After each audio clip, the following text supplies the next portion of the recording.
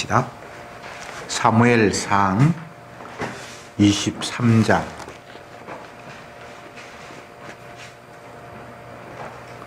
1절부터 14절 말씀까지 교독하겠습니다. 1절에 혹이 다윗에게 고하여 가로되 보소서 블레셋 사람이 그일라를 쳐서 그 타작마당을 탈취하더이다. 이에 다윗이 여호와께 묻자마되 내가 가서 이 블레셋 사람을 치리가 여호와께서 다윗에게 이르시되 가서 그 블레셋 사람을 치고 그일라를 보호하라 하시니 다윗의 사람들이 그에게 이르되 보소서 우리가 유다에 있기도 두렵거든 하물며 그일라에 가서 블레셋 사람의 군대를 치는 일이리까. 다윗이 여호와께 묻자온데 여호와께서 대답하여 가라사대 일어나 그일라로 내려가라 내가 블레셋 사람을 내 손에 붙이리라 하시니라. 다윗과 그의 사람들이 그일라로 가서 블레셋 사람과 싸워 그들을 크게 도륙하고 그들의 가축을 끌어오니라. 다윗이 이와 같이 그일라 거민을 구원하니라. 다윗의 아들 아비아달이 그일라 다윗에게로 도망갈 때에 손에 베옷을 가지고 내려왔었다. 다윗이 그일라에 온 것을 혹이 사울에게 고하매 사울이 가로되 하나님이 그를 내 손에 붙이셨도다. 그가 문과 문빗장이 있는 성에 들어갔으니 갇혔도다. 사울이 모든 백성을 군사로 불러모으고 그일라로 내려가서 다윗과 그의 사람들을 메어 사살하니 다윗이 사울의 자기를 해하려는 계교를 알고 제사장 아비아달에게 이르되 에봇을 이리로 가져오라 하고 다윗이 가로되 이스라엘 하나님 여호와여 사울이 나의 연고로 이 손을 멸하려고 그일라로 내려오기를 명한다 함을 주의 종이 분명히 들었나이다. 그일라 사람들이 나를 그의 손에 붙이겠나이까? 주의 종의 들은 대로 사울이 내려오겠나이까? 이스라엘의 하나님 여호와여 원컨대 주의 종에게 일러 주옵소서. 여호와께서 가라사대 그가 내려오리라. 다윗이 가로되 그일라 사람들이 나와 내 사람을 사울의 손에 붙이리라. 여호와께서 가라사대 그들이 너를 지키리라. 다윗과 그의 사람 600명가량이 일어나 그일라를 떠나서 갈 수 있는 곳으로 갔더니 다윗이 그일라에서 피한 것을 혹이 사울에게 고하매 사울이 가기를 거치니라. 다윗이 아버지 요셉에 있었고 또 아버지 사울에도 유하였으므로 사울이 왜 찾되 하나님이 그를 그의 손에 붙이지 아니하시니라. 아멘.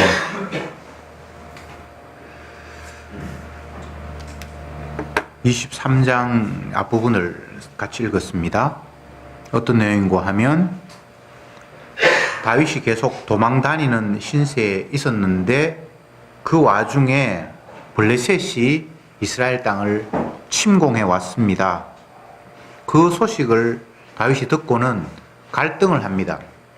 자기는 이스라엘의 군대 장관인데 적이 쳐들어왔으니까 당연히 그 적을 방비하고 막아야 될 그런 책임이 있지만 또 한편으로 왕이 자기를 잡아 죽이려고 하니까 도망자의 신세여서 계속 도망을 다녀야 되는지 아니면 이스라엘의 군대 장관으로서 적을 맞서서 싸워야 되는지 이제 갈등할 수밖에 없는 그런 상황이 왔습니다. 그래서 하나님 앞에 기도를 했죠.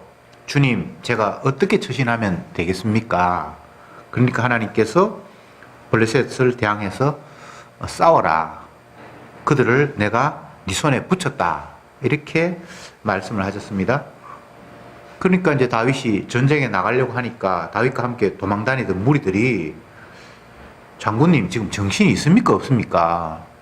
왕이 당신을 죽이려고 온갖 혈안이 되어서 쫓고 있는데 뻗듯이 나타나서 활동을 하면 적을 죽이기 전에 당신이 먼저 죽임을 당할 겁니다. 라고 블레셋과 전투에 나가는 것을 극구 만류를 했습니다. 이건 뭐 상식적으로 그렇겠죠. 그죠? 상황을 살필 때. 그러니까 다윗이 갈등이 돼서 또 하나님 앞에 기도합니다. 주님, 제가 어떻게 해야 됩니까? 또 전쟁에 나가라. 내가 블레셋 사람을 네 손에 붙이겠다. 그렇게 해서 다윗이 결국은 전쟁에 나가고 무리들도 어쩔 수 없이 다윗이 전쟁에 나가니까 이제 동참을 했는데 하나님의 약속대로 블레셋을 이겼습니다. 그런데 이제 그 상황이 벌어졌을 때에 사울 왕의 귀에 들어갔어요. 다윗이 지금 그일라 지역에서 블레셋과 전투하기 위해서 나타났습니다. 그러니까 사울 왕은 이때가 기회다 싶어서 병사들을 거느리고 그를 잡으려고 이제 갔는데 다윗은 그 상황을 맞으면서 참 기가 찬 거예요. 자기는 계속해서 이스라엘을 위해서 자기 생명을 아끼지 않고 전투에 나가서 적을 물리치고 이런 상황이 계속 진행이 되고 있는데 왕은 끝까지 자기를 죽이려고 하는 이런 상황. 그래서 또 하나님 앞에 기도합니다. 주님, 도대체 내가 어떻게 해야 되겠습니까? 정말로 왕이 이곳에까지 쫓아와서 나를 잡을 겁니까? 정말 왕이 쫓아옵니까? 그래, 왕이 너를 잡으러 쫓아올 것이다. 그러면 이 지역 그일라 사람이 나를 왕에게 또 팔아 넘기겠습니까? 그렇게 팔아 넘길 거다. 그렇게 하나님께서 말씀하셨어요. 그리고 우리의 상식으로 생각하면 하나님의 말씀에 순종한 다윗은 하나님께서 지켜주셔서 왕이 자기를 잡으러 오지 못하도록 한다든지 아니면 그일라 지역에서 적들을 물리쳤으니까 그 지역 사람만은 자기를 보살펴 주든지 이렇게 해야만 될 것 같은데 그 지역 사람을 위해서 싸웠던 그 지역 사람도 자기를 안 보살펴주고 왕에게 넘긴다 그러고 적들을 물리쳤는데 왕은 또 찾아와서 자기를 잡는다 그러고 그러니까 또 하는 수 없이 자기가 전투했던 그 그일라 지역을 벗어나서 또 다른 지역으로 막 굴러 이렇게 도망을 다닙니다. 그런데 오늘 말씀 14절이 이제 읽었는데 다윗이 그렇게 다니는데 사울이 매일 찾되 하나님이 그를 그의 손에 붙이지 아니하셨더라. 이렇게 말씀이 기록이 되어 있어요. 우리가 좀 의심이 드는 것이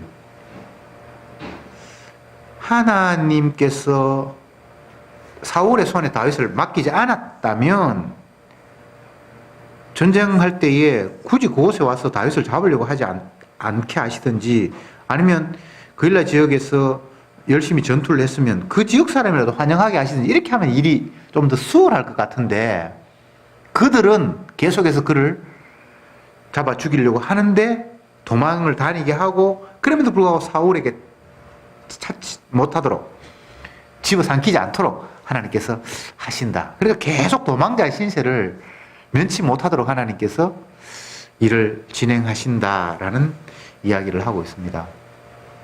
참 알 수 없는 일이에요. 왜 하나님이 이런 식으로 복잡하게 일하실까? 다윗은 자기가 원하는 삶을 살 수가 없습니다.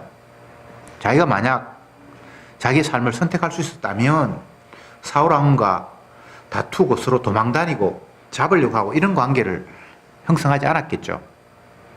그는 의도하지 않게 이스라엘과 블레셋의 전투에 말려들게 되었고 적장 골리앗을 이기게 되었고 그것 때문에 백성들로부터 추앙을 받고 왕으로부터 인정을 받아서 이스라엘의 국방부 장관 같은 그런 위치를 직임을 받았고 또 자기 딸을 그에게 주어서 왕의 사위가 되었고 이거 다 계획한 일도 아니고 준비한 일도 아니고 그냥 어떤 상황에서 그냥 어떻게 하다 보니까 자고 일어나 보니까 그냥 그렇게 되어 있는 그런 상황이란 말이죠. 그런데 그것까지는 좋아요. 중요한 것은 백성들로부터 인정을 받고 사랑을 받는 그 이유 때문에 왕으로부터 미움을 받는 이상한 사태가 벌어지는 거예요. 미운 것도 조금 미워하고 시기하고 질투하는 정도가 아니라 죽여야겠다라고 생각할 정도로. 그리고 이 상황도 자기가 원하는 상황이 아니에요. 다윗은 사울 왕을 죽일 마음이 없습니다. 그런데 사울의 마음에는 끝까지 이 다윗을 죽이고 싶은 마음이 활활 불타고 있습니다. 이걸 어떻게 할 수가 없는 거예요.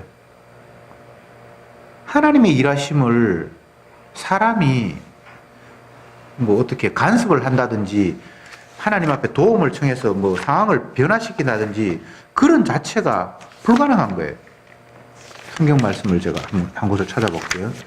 이사야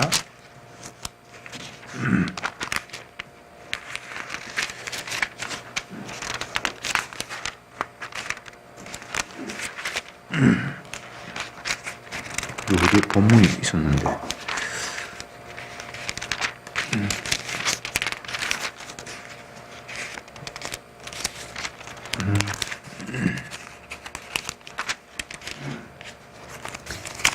말씀을 찾으려고 하는데 어디 숨어버렸네요, 말씀이.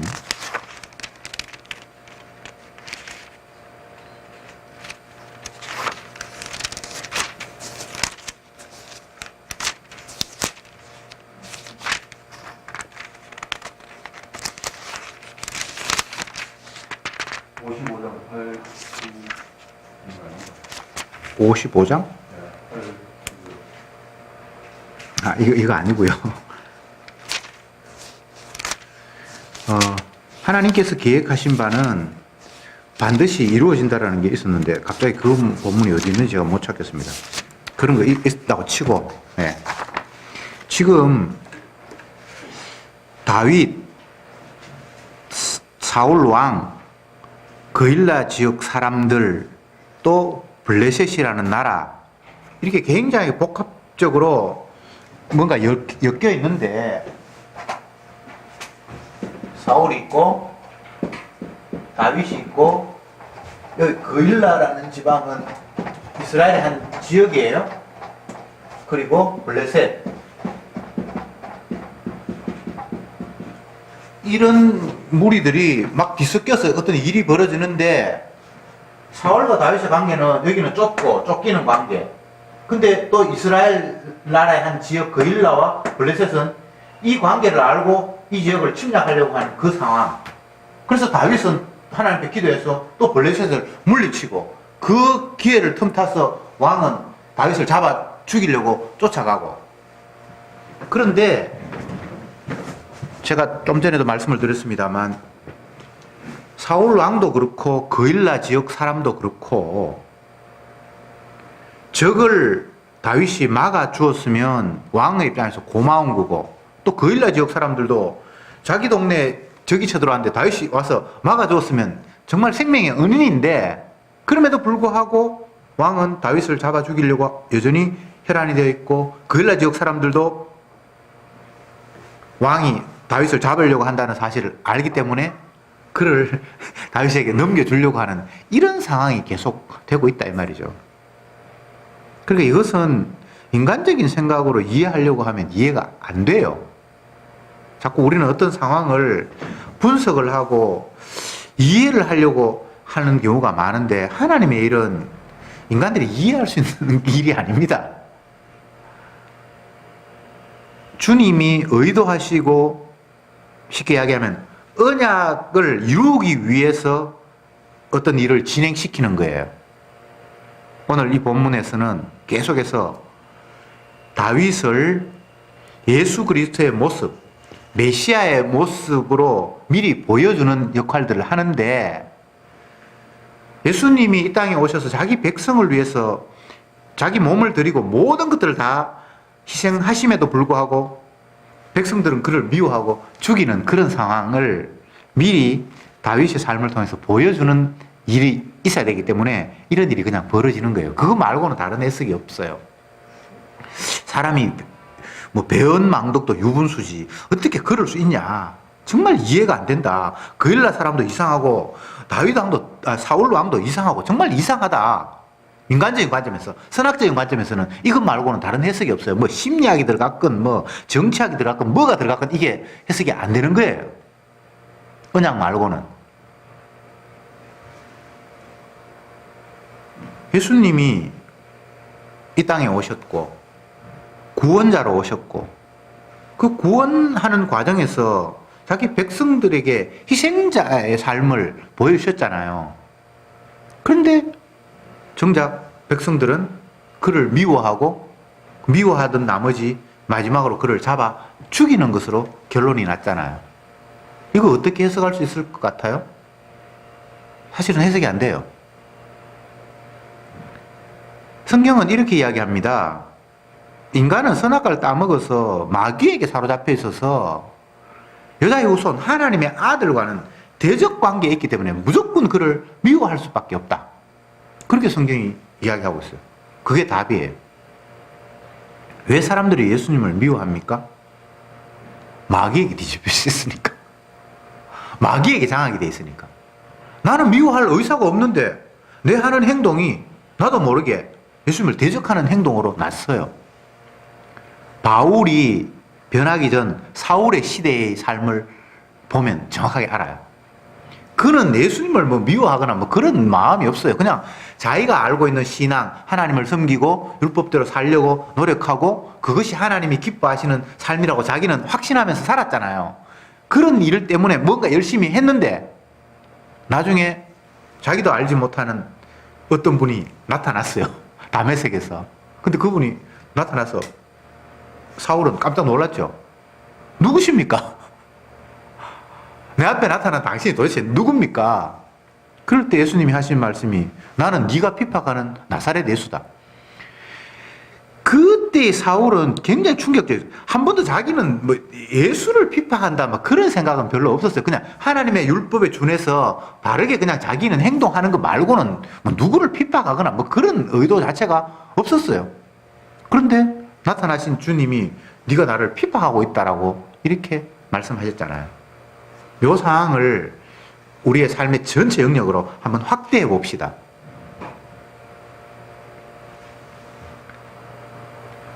우리 이웃에 어떤 사람이 정말 법이 필요 없을 만큼 양심적으로 헌신하면서 살아가는 사람이 있습니다.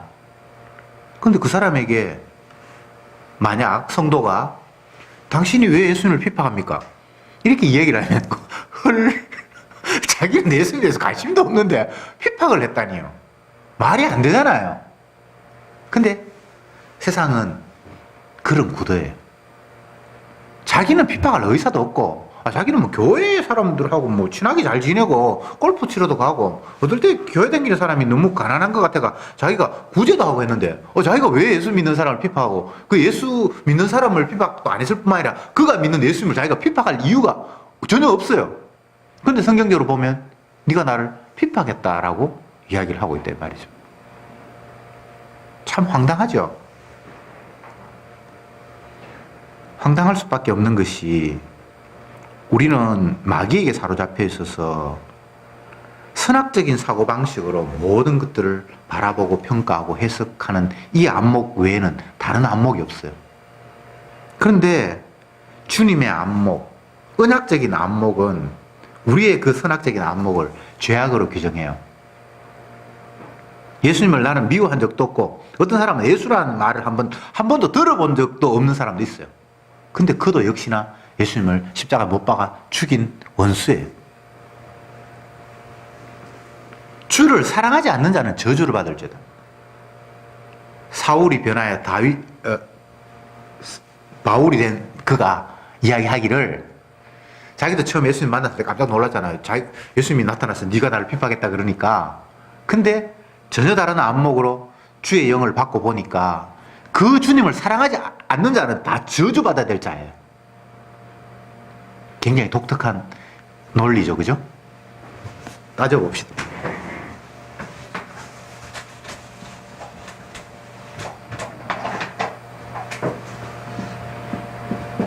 예수님 반대편으로 이제 인간들, 쉽게 이야기하면 죄인입니다. 인간들 가운데는 예수님을 모르는 사람도 뭐 있고 예수님에 대해서 관심 없는 사람들도 많고 지금 우리 주변에 뭐 사람들 가운데 예수에 관심 있는 사람 없잖아요. 예수 이름 거론해가 밥 먹고 사는 그 목사나 뭐 이런 사람들 말고는 예수에 사실 관심이 없어요. 주식에 관심이 있고 뭐 북핵 문제 관심이 있고 정치에는 관심이 있을지 모르지만 그런데 예수님은 싸잡아서 전체 나를 예수님께서 평가하기를 너희들이 나를 핍박했다 이렇게 얘기를 해버린단 말이죠. 이런 관점이 선악과 따먹은 인간에게는 있을 수 없는 말도 안 되는 오바를 하시는 거예요. 예수님이. 절에 다니는 사람이 열심히 불공이나 드리고 뭐 자기 복 받으라고 기도했지 예수님을 핍박한 적이 없잖아요. 근데 주님의 관점에서는 모두가 다 예수님을 핍박하는 자라는 거예요. 근데 이제 이 가운데 예수님을 핍박했다는 가운데 한 사람이 이제 사울이었는데, 사울이 이제 바울로 바뀌었죠. 주님이 찾아오고 난 이후에. 근데 이 바울이 이제 주장하기를 예수 주 사랑 안 하면 저주다, 이런 독특한 이야기를 하기 시작했단 말이죠. 이제 바울은 은학적인 관점으로 자기가 뒤바뀌었습니다. 세상 사람들이 다 예수를 핍박한다라는 그 관점으로 자기가 뒤바뀐 거예요. 그러니까 주를 사랑하지 않는 자는 다 저주를 받는다는 이 이야기가 세상 사람들 향해서 너희들은 다 예수를 핍박한다라는 이야기하고 똑같은 이야기예요. 다른 이야기가 아니에요. 주를 사랑하지 않는 자는 저주를 받을지어다. 요걸 다르게 표현을 하면 의인은 없나니 하나도 없으며 하고 똑같고 너희들은 다 저주받을 사람이다라는 이야기하고 똑같은 이야기예요. 전혀 문장이 다르지 않습니까? 문장은 다르죠. 근데 언약적인 의미에서 보면 다 같은 이야기를 하고 있는 거예요. 모든 사람이 죄를 범하였음에 하나님의 영광에 이르지 못하더니, 이것을 창세기로 이야기하면 선악과를 따먹어서 생명나무가 있는 에덴 동산으로부터 추방되었다라는 이야기하고 똑같은 이야기예요. 모든 사람이 죄를 범하여서 하나님의 영광의 근처에도 못 간다는 거죠. 두루 도는 화염금과 그 불금으로 하나님께서 지키고 계시니까. 제가 이 사무엘상 다윗과 사울의 이야기를 하면서 왜 이런 이야기를 하는가 하면 이런 테두리 안에서 이 본문을 봐야 된다는 거예요. 지금 다윗은 메시아의 위치에 있습니다. 메시아를 보여주는 인물이니까. 그리고 나머지 모든 사람, 왕, 뭐 거일라 지방 사람이니까 백성, 또 이스라엘을 대적하는 블레셋, 이 모두가 다 예수님을 핍박하는 자리에 있는 거예요. 다윗을 핍박하는 자리에 있는 거예요. 아니, 다윗은 뭐 임금의 입장에서는 굉장히 필요한 사람인데 적들을 다 물리쳐주고 필요 없어요. 거일라 사람 자기 동네에서 위기를 당했는데 그거 건져주는데 그것도 필요 없어. 무조건 싫어. 무조건. 이런 구도가 세상 구도예요. 이상하죠? 인간적인 관점에서 이상해요. 그러나 언약적인 관점에서는 그런 일 자체가 마귀에게 사로잡혔다는 이야기 말고는 다른 방법이 없어요. 사울도, 왕도 귀신에 사로잡혀 있고, 거일라 사람도 귀신에 사로잡혀 있고, 블레셋 사람도 귀신에 사로잡혀 있고, 예수님의 모습을 띈 다윗만 지금 정상적인 거예요. 그러니까 정상적인 그 다윗을 모두가 다 핍박하는 거예요. 인간적인 관점에서 생각해 봅시다. 블레셋 사람들이 이스라엘을 침략하는 것은 이해가 돼요. 뭐 있을 수 있잖아요. 남의 것을 빼앗아서 자기 것을 많게 하려고 하니까 그거는 있을 수 있는데, 근데 거일라 사람 사울 왕은 다윗을 미워하는 거, 이거는 말이 안 되는 거란 말이죠. 인간적으로 선악적인 관점에서 이해가 되든 안 되든 그거 다 엉터리예요. 이해돼도 엉터리고 이해 안 돼도 엉터리예요. 전부 다는 예수님을 핍박하는 자리에 있다. 이게 이제 성경이 하고 싶은 이야기입니다. 이것을 로마서로 이야기하면 모든 사람을 순종치 아니하는 가운데 가두어 두셨다, 이렇게 얘기를 해요. 이것도 한번 찾아봅시다. 로마서 11장 32절 같이 한번 읽어볼까요? 11장 32절 같이 읽읍시다. 시작. 하나님이 모든 사람을 순종치 아니하는 가운데 가두어 두심은 모든 사람에게 긍휼을 베풀려 하심이라. 그러니까 이제 두 가지 이야기로 한 구절에 되어 있는데, 첫 번째 앞부분에는 하나님이 모든 사람을 죄 아래 가두어 두셨다는 이야기를 했고, 그 이유는 뭔가 하면 뒷부분에 모든 사람으로 하나님의 긍휼을 잊게 하려고 돼 있다. 이 구절에서 또 오해할 수 있는 것이 앞부분에 모든 사람들 제 안에 가뒀다는 말은 문자 그대로 다 맞는 이야기인데 뒷부분에 모든 사람을 긍휼을 베풀게 하기 위함이라는 sense는 약간 해석이 필요해요. 거기는 모든 사람이 다 긍휼의 대상은 아니에요. 택한 백성 전부를 긍휼의 대상이라고. 모든 인류, 인간을 이 죄 아래 가둬놨다고 돼 있잖아, 그죠? 이것이 에덴 동산에서 추방된 인간의 모습이에요. 다른 말로 하면 선악과를 까먹어서 마귀에게 장악된 모습이에요. 주님이 모든 사람을 죄 아래 가두었어요. 이 오늘 본문은 모든 사람이 죄 아래 갇혀 있다는 걸 보여주는 정확한 장면이에요. 뭐 이해할 것도 따질 것도 없어요. 죄 아래 갇혔으니까 아무 이유도 없이 그냥 다윗을 공격하는, 쫓아다니면서 죽이려고 안간힘을 쓰는, 뭐 이스라엘 사람이든 이스라엘 사람이 아니든 다윗에게 혜택을 입었든 안 입었든 아무 상관이 없이 무조건 그를 죽이려고 하는 그 자리에 있다. 그러니까 그게 모든 사람이 죄 아래 가두었다라는 관점에서 이걸 보면 그냥 그 이해가 돼요. 따질 거 없습니다. 모든 사람이 죄 아래 갇혀 있습니다. 근데 이미 죄 아래 갇혀 있는데 이렇게 하신 이유는 이들에게 하나님의 긍휼이 무엇인지 보여주기 위해서 이런 상태를 하나님이 만들었다는 이야기를 성경이 하고 있는 거예요. 로마서 우리가 11장 봤잖아, 그죠? 32절에 하나님 모든 사람을 순종치 아니하는 가운데 가두어 두시면 모르는 사람들로 긍휼을 베풀려 하십니다. 근데 순종치 아니한 사람, 갇혀있는 모두에게 긍휼이 베풀어집니까? 그건 아니잖아요. 거기에는 하나님의 택한 백성에게만 긍휼이 해당이 되잖아, 그죠? 그게 이제 성경 이야기예요. 하나님이 세상을 이처럼 사랑하사 독생자를 주셨으니 이는 저를 믿는 자마다 멸망치 않고 다 구원을 얻게 하려 하면서요. 근데 하나님이 세상을 사랑했다는 말이 세상 전체가 아니거든, 그죠? 그 가운데 택한 백성을 사랑하는 거예요. 그래서 이런 부분들은 해석을 해야 될 부분들이에요.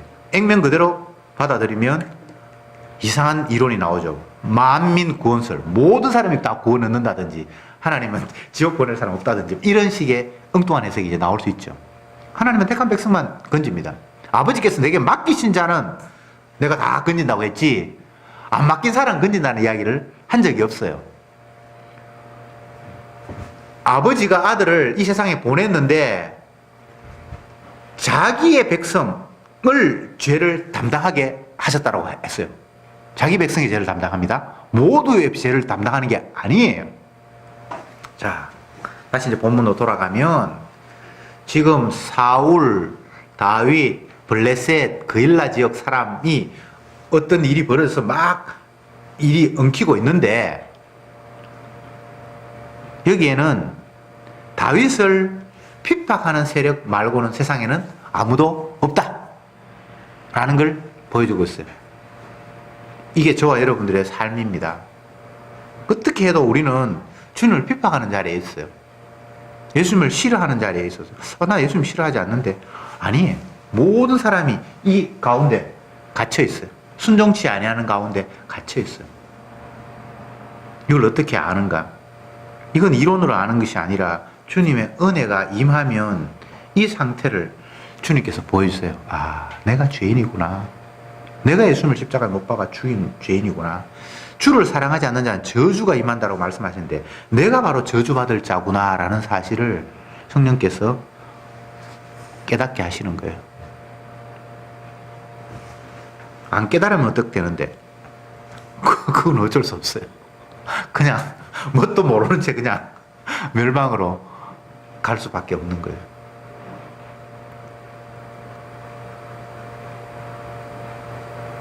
사람들이 오해하는 것이 성경을 보면서 예수님을 안 믿는 사람은 예수님의 말씀을 무시하고 예수님을 뭐 싫어하니까 저주받아야 되지만 주님을 믿는 사람은 이제 주님을 믿게 되니까 저주받을 자리가 아니라 복받을 자리로 다 간다라고 선학적인 관점에서 성경을 보면 그런 해석이 나와요. 그거 다 엉터리예요. 은학적인 관점에서 성령이 임한 사람의 관점에서 보면 안 믿는 사람은 당연히 모르니까 그냥 멸망으로 가고 저주 아래 있고 복음을 깨달은 자기 자신마저도 내가 저주받아야 될 자라는 사실을 깨닫게 되는 거예요. 그래서 누구도 다 저주에서 제외된 사람이 아무도 없는 거예요. 결과적으로는. 다시 말씀드립니다. 선악적인 관점에서 성경을 보면 예수 안 믿는 사람은 저주받을 사람이고 믿는 사람은 복받을 사람이다. 이런 평가가 나오는데 언약적인 관점에서 보면 예수 믿든 안 믿든 다 우리는 저주에 해당이 된다라는 그런 결론이 나온다 이 말이죠. 그 성경은 온통 너희들이 죄인이니까 저주가 합당해 그 이야기를 쏟아 부어놨어요. 이것을 로마서 11장 32절의 말씀처럼 모든 사람이 하나님을 순종치 아니하는 가운데 가둬두셨다라고 이야기하고 있어요. 그럼 가둬두심에 저와 여러분도 다 포함이 돼야 되는 거예요. 모든 사람인데 뭐 여기에는 안 믿는 사람 전부를 이야기한 게 아니고 모든 일로 의인은 없나니 하나도 없으며라는 그 전체 범위 아래 안 믿는 사람은 들어가는 게 아니고 우리도 다 포함이 되는 거예요. 그래서 예수 믿는 사람들은 잘난 체를 안 해요. 안 믿는 사람보다 지가 낫다라고 목에 힘을 주지 않아요. 니도 예수님 싫어하지? 나도 사실은 예수님 싫어한다라는 이런 불신의 말을 할 수밖에 없어요. 니도 예수 안 믿지만 사실은 나도 사실은 안 믿는다. 그런데 주님의 말씀을 부정은 못한다. 이게 아니라고 이게 부정은 못하는 거예요. 성도는 말씀이 살아서 우리를 자꾸 콕콕 찌르니까 이 말씀을 무시를 못하는 거예요. 안 믿는 사람들은 말씀을 무시합니다.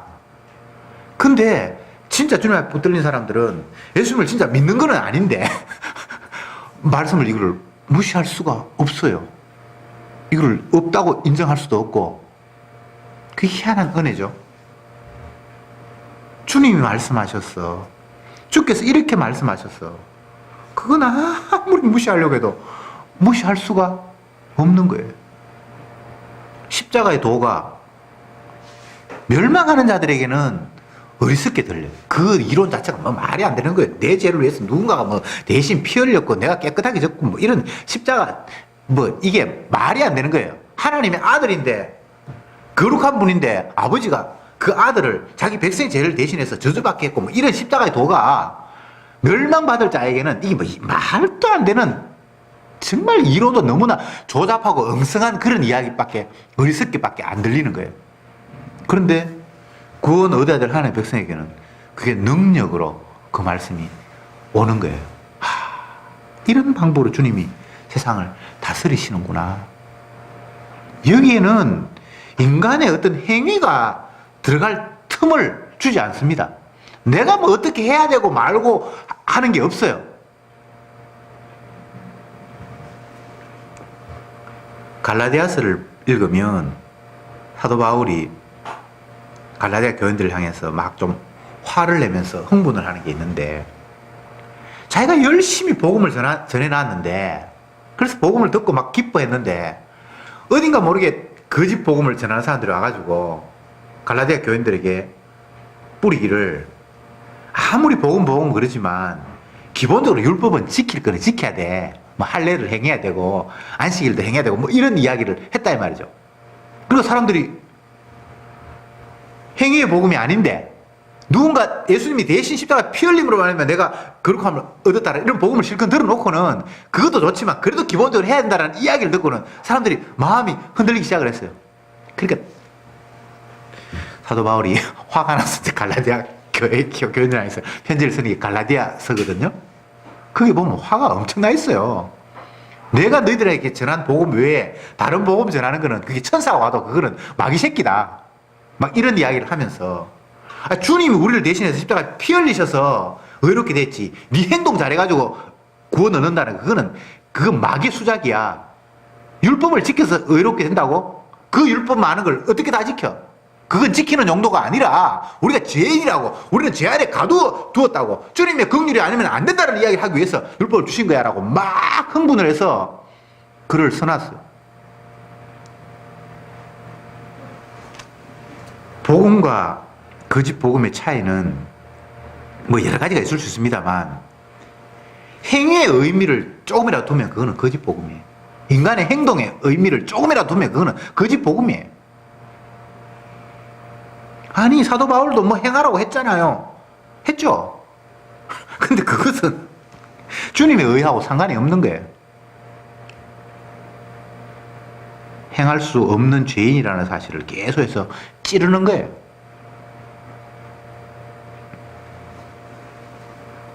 복음. 오늘 본문으로 이야기하면 다윗이라는 인물은 뭐 장차 오실 예수님의 모습이니까 이게 빼놓고, 이건 사람의 모습이 아니니까, 핍박받는 선자의 모습이니까 빼놓고 나머지 모든 인간들이 다 하는 행동을 보세요. 이게 죄 아래 갇혀있는 모습이에요. 사울 왕도, 그일라 지역 사람도, 블레셋도, 이 부류는 세상 전체를 다 아우르는 겁니다. 모든 인류예요. 이스라엘 백성도, 이스라엘 왕도, 이스라엘 공격하는 이방도 할 것 없이, 헬라인이나 또 아니면 유대인이나 할 것 없이 몽땅 다 죄 아래 갇혀있는 모습을 본문이 보여주고 있는 거예요. 그럼 어떡하라는 이야기인데? 어떡하라는 이야기가 아니라 주님이 이런 환경으로 너희들을 두셨다? 왜냐하면 주님의 긍휼이 아니면 너희들은 안 된다라는 사실을 말씀하시려고 이렇게 복음이 전파되는 거예요. 그러니까 내 행동들을 통해서 율법에 근거해서 보면 나는 죄 아래 갇혀있다는 걸 확인하는 것 말고는 다른 행동에서 나올 수 있는 게 아무것도 없어요. 행동에서 의가 나오는 건 절대 없습니다. 율법의 행위로 주 앞에 의롭다 할 육체가 없느니라. 그러면 왜 율법을 주셨는데요? 죄를 깨닫게 하려고. 너희들이 몽땅 다 죄 안에 갇혀있다는 사실을 확인시키려고. 이게 율법의 기능입니다. 근데 그 율법을 지켜서 의롭다? 나는 니보다 더 많이 지켰다? 이렇게 지키니까 하나님께 나에게 복 주시, 일을 잘 풀리잖아. 니 하는 꼬라지 보니까 너는 저주 받을 수밖에 없잖아. 그렇게 이야기하면서 서기관 바리새인이 세리와 창기를 보면서 주님, 나는 일에 2번 금식하고 구제하고 11조하고, 이 말이 뭡니까? 자기가 거론했던 내용들이 다 율법이에요. 율법. 자기는 얼추 지켰다는 이야기잖아요. 세리는 못 지켰고, 그 이야기 속에 지는 지켰기 때문에 복을 받아야만 마땅합니다라는 어떤 뭐가 있잖아요. 그게 저주받을 짓이. 그게 세리도 물론 저주가 합당하고요, 바리새인도 세리하고 하나도 다르지 않아요. 근데 본인은 자기 행동을 다르다고 지금 규정하고 있는 거예요. 그게 저주예요. 여러분의 행동이 뭐가 하나님의 말씀에 비춰왔을 때 좀 괜찮은 게 있다고 생각하면 이게 지금 뭐가 엄청나게 착각하고 있는 거예요. 뭐가 괜찮은 게 있습니까? 아무것도 괜찮은 게 없어요. 그래서 내 행동을 가지고 뭔가를 의미를 부여한다거나 한다면 그건 아직 복음을 근처에도 못 간 사람이에요. 그런데 뭘 자꾸 복음을 이야기하는 가운데에서 할례를 행해야 되니, 안식일을 지켜야 되니, 구제는 해야 되지 않니? 그런 말 자체가 주님의 십자가를 모독하는 거예요. 결론적으로 말씀드리겠습니다. 성경은 예수님의 사랑을 이야기하는 거거든요. 주님의 자기 공로, 자기 찬양을 보여주는 거거든요. 그렇게 자기 찬양을 보여주기 이전에 무엇이 돼야 되는가 하면 인간을 완악한 죄인으로 규정을 해야 되는 거예요. 인간이 착하면 하나님의 자기 영광이 드러날 수가 없어요. 주님은 치료하는 의사로 이 땅에 오셨는데 사람들이 자기는 건강하다 그러면 주님을 모독하는 거예요. 그래서 주님의 완벽한 그 의, 사랑, 치료하심의 능력을 찬양하기 위해서 그 이전에 우리는 몽땅 다 썩어 빠진 죄인이라는 사실을 전제를 하는 거예요. 오늘 본문은 그 이야기예요. 아, 우리가 이렇게 죄인이구나. 그일라 사람들, 적들을 구해준 다윗을 임금이 싫어하는 사람이니까 넘겨줄 수밖에 없는, 임금으로서 자기 나라를 지킨 그 훌륭한 장수를 잡아 죽이려고 하는 거예요. 블레셋은 뭐 따질 것도 없고, 이게 인간의 모습이라는 겁니다.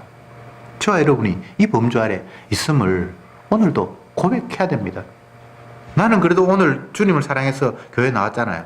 가만히 따져보세요. 물론 주께서 나오게 하셔서 나온 거 맞습니다만 주님을 사랑해서 나온 겁니까? 어쩌면 습관적으로 나는 기독교인이고 일요일 날은 그냥 예배 드려야 되고 뭐 그런 이유도 있고 뭐 여러 가지가 있지만 정말 주를 사랑하는 마음이 우리에게 있는가? 없죠. 그러면 사도 바울의 표현에 의하면 주를 사랑하지 않는 자는 저주를 받을지어다에 다 우리가 해당이 되는 거예요. 이 땅에 그 누구도 저주에 합당한 인간만 있지 그 외에 다른 인간은 없어요. 그런데 저주에 합당한 그들에게 주님의 긍휼을 보여주는 그 사건이 십자가를 통해서 일어났다는 사실을 이야기하기 위해서 우리는 이런 존재라는 사실을 오늘 본문은 말씀하고 있습니다. 기도합시다.